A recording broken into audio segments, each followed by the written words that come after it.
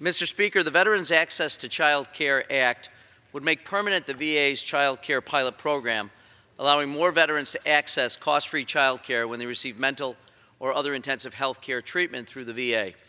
A nearly identical piece of legislation passed in the House last year under a Republican majority with bipartisan co-sponsors and without objection.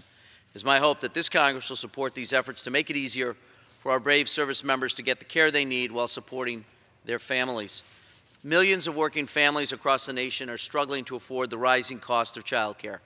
Families in my own state of New York often pay upwards of $15,000 each year to place one child in a child care center. Some parents may find themselves owing their entire salary each month to the provision of daycare. This cost can be so debilitating that parents are driven out of the workforce, many of them women. For veterans, these struggles can be even more acute. Many veterans are primary caregivers to their children or even their grandchildren.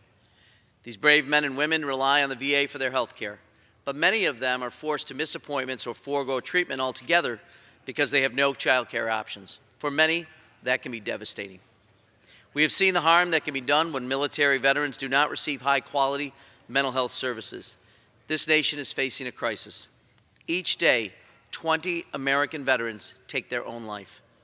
Studies have shown that mental health disparities are a leading cause of high suicide rates among veterans who struggle with depression or post-traumatic stress.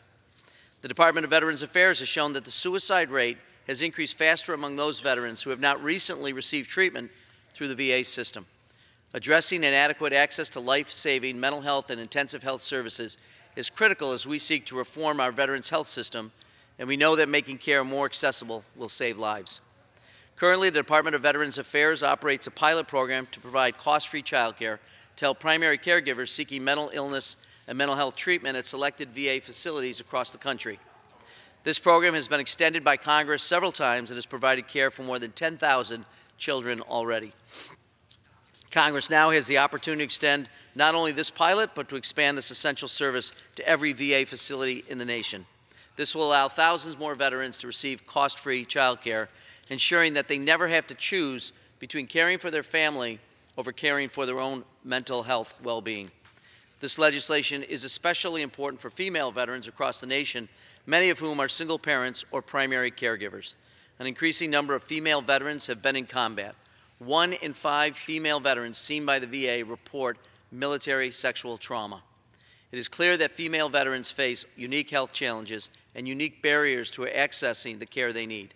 This legislation will work to dismantle those barriers so the VA can build on the progress we have made in treating female veterans. For many veterans, it is not only essential they receive mental health and intensive health services, but they receive the care quickly.